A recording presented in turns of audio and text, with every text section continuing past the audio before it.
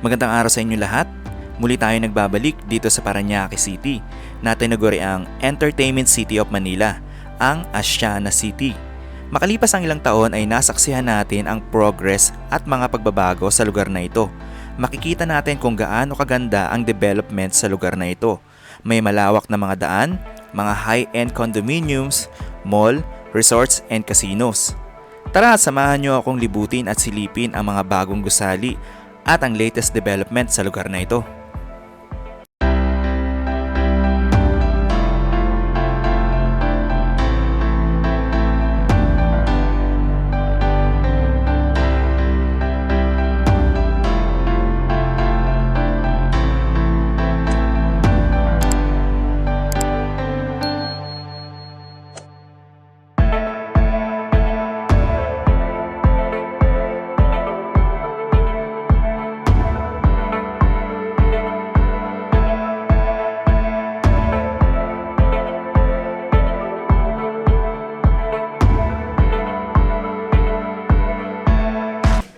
Bago tayo dumiretso ng Asiana City ay dadaanan muna natin ang Pasay City, malapit sa Mall of Asia. Ang ganda din ng ambience dito at ang modern ng vibes. Malawak ang mga kalsada, malinis at bihirang-bihira ang traffic sa lugar na ito. Ito nga pala ang Diosdado Macapagal Boulevard.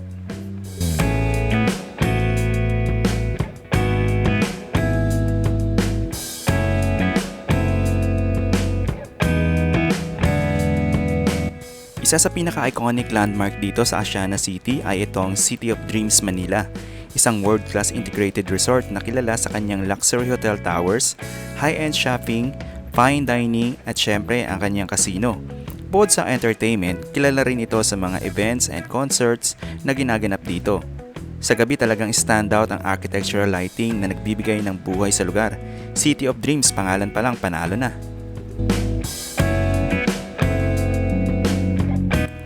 Kanan tayo dito sa New Seaside Drive. Makikita natin dito sa kaliwa itong NAIA Expressway. Ito ang pinakamabilis na daan papuntang airport at Cavitex kung manggagaling dito sa Asiana. Dito naman sa may bandang gawing kanan ay ang Santa Elena Construction and Development Corporation. Isa sa malaking kumpanya dito sa Pilipinas pagdating sa construction industry.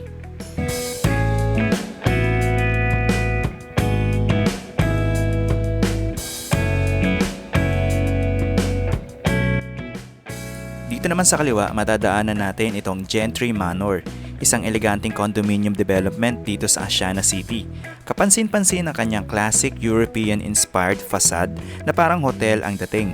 May spacious lobby, high-end amenities tulad ng pool at gym at walking distance lang sa City of Dreams at iba pang establishment. Perfect ito para sa mga naghahanap ng upscale at convenient na city living.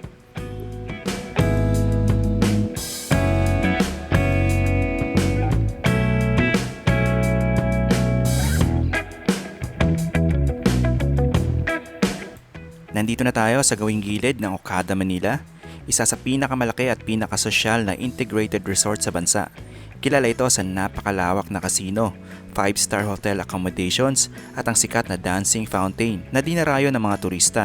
Mula sa world-class dining hanggang sa luxury shopping, talagang all-in-one experience ang hatid ng Okada. Isa ito sa mga highlight ng Asiana City na tunay na world-class ang dating.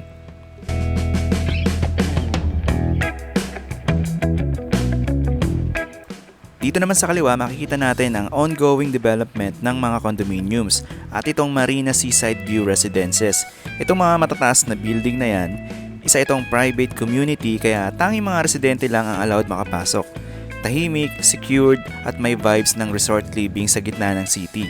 Malapit lang sa Okada at iba pang establishment kaya perfect sa mga gusto ng peace and quiet pero malapit pa rin sa mga exciting na lugar at activities sa paligid.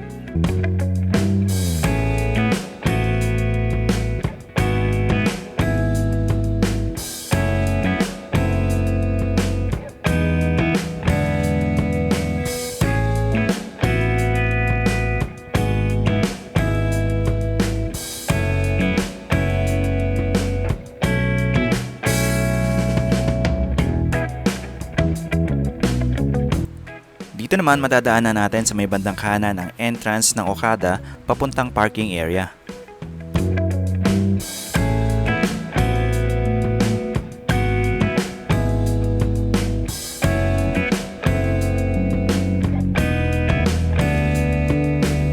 Paglampas lang natin ng konti ay sasalubong sa atin itong nagkagandahang landscape ng mga small trees at mga halaman sa Center Island. Ang cool ng vibes at ang aliwalas ng daan. Walang traffic at ang luwag ng kalsada.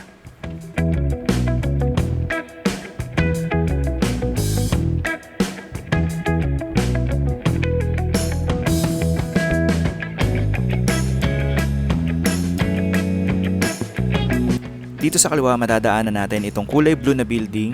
Ito ang Bayshore Residential Resort 2 Phase 1. Yung kasunod naman na building na kulay asul ay ang West Side City Sales and Information Center.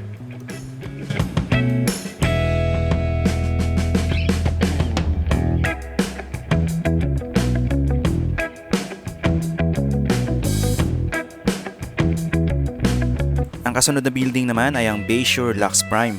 Isa itong high-end residential condo na bahagi ng entertainment complex ng Asiana City. Modern ang design, may access sa world-class amenities at swak sa mga gustong tumira malapit sa Bay Area at mga leisure destination. Kasunod naman ito ay ang Kingsford Hotel Manila, isang 4-star hotel na may 529 rooms. Modern ang design, may pool at masarap ang kainan. Malapit ito sa Okada at City of Dreams kaya perfect sa mga business travelers at turista na gusto ng comfort at accessibility sa gitna ng entertainment city. Kasunod naman ito ay ang West Side City Resorts World, isa sa mga flagship project dito sa Asiana City. May 5-star hotel ito na may higit 400 luxury rooms at world-class na casino na may 400 gaming tables at 1,200 slots machine. Isa ito sa pinakaabangang project dito sa Asiana at inaasahang magbubukas ngayong 4th quarter ng taon. Halos tapos na din ang bagong modern footbridge dito na nakakonekta sa Grand West Side Hotel, ang pinakamalaking hotel sa Pilipinas na may 1,530 rooms. Ang buong complex ay bahagi ng mas malawak na West Side City Township na binubuo ng iba't ibang developments, kabilang ang Grand West Side Hotel. Talagang exciting na development ito sa Entertainment City.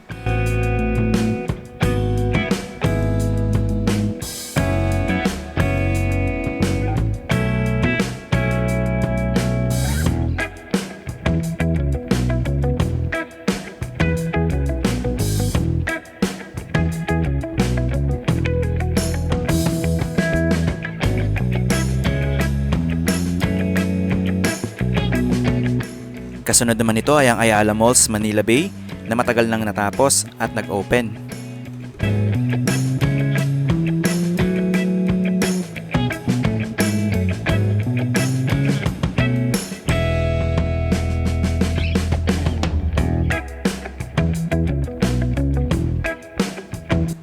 Paliko na tayo dito sa Asiana Avenue. Sa dulo nito ay ang palabas ng Rojas Boulevard at madadaanan din dito ang City of Dreams at Ayala Malls.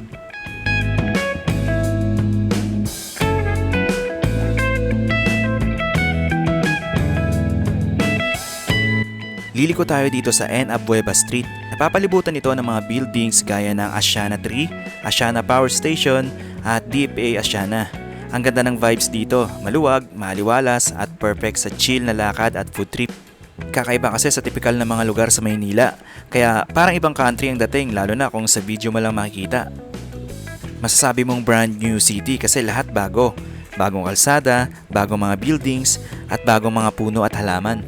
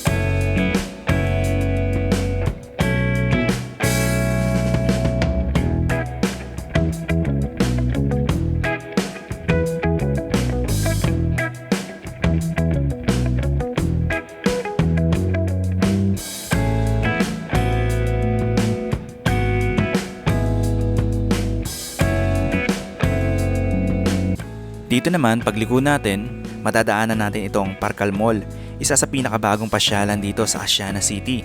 Binuksan ito noong September 30, 2023 at isa sa flagship projects ng DM Wenceslao. Ang ganda ng design, may mga open spaces, green areas at ang floating canopy na nagbibigay ng natural na liwanag. Dito mo rin makikita ang mga kilalang stores, kainan at spots para sa mga events. Chill at modern ang vibes, swak na swak para sa mga gusto lang mag-relax at maglakad-lakad.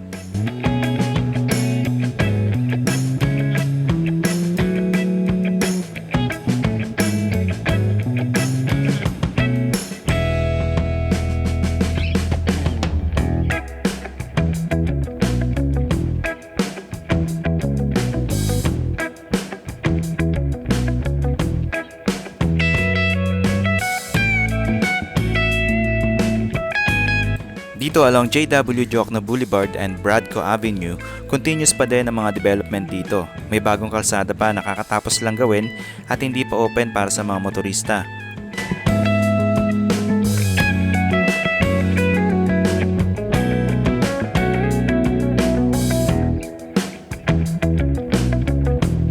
Alright, hanggang dito na lang ang update natin dito sa Asiana City ngayong April 18, 2025. Maraming salamat and see you on the next video.